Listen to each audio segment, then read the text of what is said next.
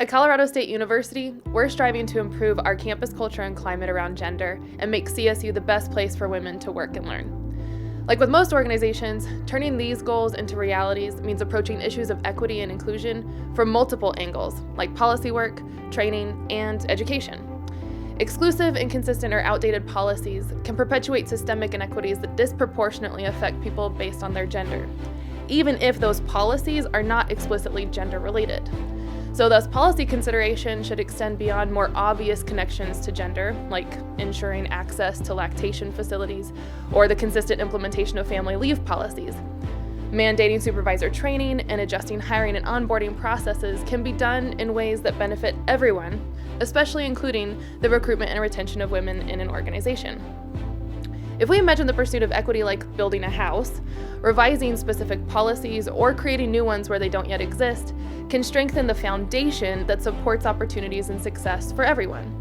And where policies provide the structure, the culture of an organization is revealed by who occupies which rooms and how they share that space. Our culture and climate are continuously created and consistently reinforced every day in more subtle and less tangible ways. Verbal and nonverbal interactions, implicit biases and assumptions, and everyday behaviors communicate specific values, priorities, gendered norms, and expectations. Creating an inclusive culture around gender starts with shifting how people perceive and interact with one another. However, this is not just a matter of shifting how people interact with and treat women. Gender affects everyone, regardless of how one identifies. Assuming that gender refers only to women's issues and doesn't concern trans folk or men ignores how everyone is impacted by gendered norms and assumptions and biases in some way. It misses that gender-related concerns are for everyone to grapple with. It also fails to appreciate that everyone's experience of gender is inherently informed by other identities and inequities connected to things like race, class, sexuality, and religion.